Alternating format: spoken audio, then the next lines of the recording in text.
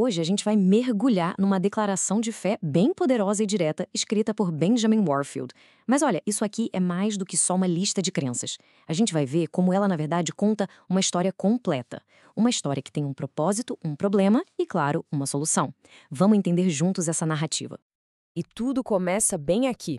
Essa primeira frase não é só um começo, não. Ela é o alicerce de todo o resto. Ela define o grande objetivo da existência humana de uma forma dupla. Primeiro, glorificar a Deus e, ao mesmo tempo, encontrar alegria nele. É como se fosse a lente através da qual toda a história vai ser contada. Para a gente conseguir acompanhar bem essa história, vamos dividi-la em 6 partes. Pensem nelas como se fossem os 6 atos de uma grande peça, sabe? Levando a gente desde o comecinho, lá na criação, até o destino final de tudo. Então vamos lá. Primeiro ato: propósito e autoridade. É aqui que a nossa história começa. Ok, mas qual é a base, a fonte de autoridade para essa fé toda? Segundo a declaração, é a Bíblia. Ela é vista como a palavra de Deus, um manual que ensina como alcançar aquele propósito que a gente viu logo no início. A crença de que ela é divinamente inspirada é o que sustenta todo o sistema. A partir daqui, a natureza de Deus é apresentada de uma forma bem específica. Um único Deus que existe como 3 pessoas, e cada uma delas tem um papel central nessa grande história. O Pai como o grande Criador, o Filho como Redentor e o Espírito Santo como aquele que aplica essa redenção e renova as pessoas. Agora o segundo ato, criação e a queda. A gente vai ver um começo que era para ser perfeito e uma ruptura que mudou tudo. E é aqui que a gente vê o grande ponto de virada da história. A humanidade, que foi criada à imagem de Deus, vivia sob uma condição: a obediência. Só que, ao quebrar essa condição de propósito, de forma deliberada, acontece o que é chamado de queda, que leva a um estado de pecado e miséria. Essa mudança drástica é o conflito central que vai mover todo o resto da narrativa. Isso nos leva ao terceiro ato, o problema e o plano. Aqui a gente vai entender a consequência dessa queda e o grande projeto que surge a partir dela. Olha, a linguagem aqui é bem forte e direta, não tem meias palavras. O resultado da queda é essa condição. A humanidade é descrita como corrompida, filha da ira. É um diagnóstico bem severo que serve para mostrar a profundidade do problema que precisa, de alguma forma, ser resolvido. E aqui vem o pulo do gato. Nessa condição, a humanidade não consegue se salvar por conta própria. A libertação não pode vir de dentro.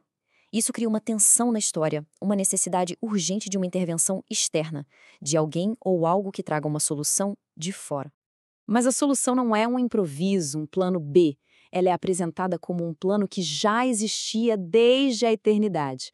A ideia é que, desde o princípio, Deus já tinha um plano para resgatar um povo desse estado de pecado e, com isso, construir um reino de justiça. A resposta, na verdade, já estava em andamento. Isso deixa a gente com uma pergunta bem clara no ar, né? Se a salvação não pode vir de dentro, então, de onde ela vem? Qual é a solução?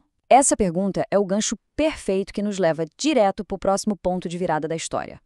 E a resposta para essa pergunta nos leva ao quarto ato, redenção em Cristo. Aqui entra em cena o herói da narrativa. Esse quadro aqui resume muito bem o papel do Redentor. Ele não é apenas divino, ele se torna humano.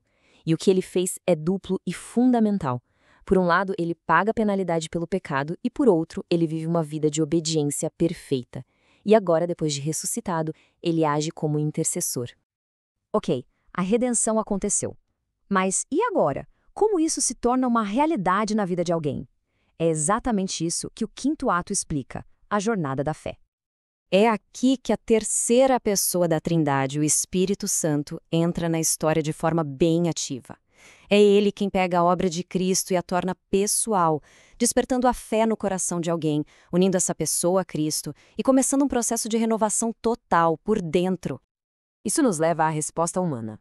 Veja bem, não se trata de merecer a salvação, mas de responder a ela. O processo envolve, primeiro, reconhecer a própria necessidade. Depois, se arrepender do pecado. Em seguida, confiar totalmente em Cristo e, por fim, através dessa fé, ser aceito como justo. Mas é fundamental entender que esse não é o ponto final, sabe? A conversão é, na verdade, só o começo de uma jornada contínua, um andar no Espírito. Isso se manifesta numa vida de obediência e boas obras que são vistas como resultado, o fruto da salvação, e não a causa dela. E assim a gente chega ao ato final, o sexto, a igreja e a esperança. Aqui vemos o papel da comunidade e a grande conclusão da história. Nessa visão, a igreja não é só um prédio ou um lugar para ir no domingo. Ela é vista como uma instituição divina estabelecida por Deus. A função dela é ser a guardiã da mensagem, administrar rituais sagrados como o batismo e a ceia e ser o principal veículo para levar essa mensagem de redenção para o mundo. E a história não acaba aqui, no tempo presente. Um elemento central é que ela está sempre olhando para frente. Surge aqui o conceito de uma bendita esperança, um clímax que ainda está por vir e que dá sentido e propósito a toda a jornada que acontece agora. Essa linha do tempo mostra bem os capítulos finais. A jornada do indivíduo continua após a morte, seguida pelo retorno de Cristo para o julgamento final. E tudo isso culmina na eternidade, onde aquele propósito lá do comecinho, gozar plenamente de Deus, é finalmente e perfeitamente realizado para sempre. E é aqui que tudo se conecta, né? A aplicação prática de toda essa história. A esperança no futuro não é uma forma de fugir da realidade, muito pelo contrário. Ela é a força, o combustível que motiva a pessoa a perseverar nas dificuldades do presente. A promessa do fim da história dá força para a jornada no aqui e agora. E a gente termina com uma pergunta para reflexão. Depois de percorrer toda essa narrativa tão bem estruturada, do propósito da vida até o destino eterno, fica a questão: como um sistema de crenças tão completo e detalhado como esse realmente molda as decisões, os valores e a visão de mundo de alguém no dia a dia?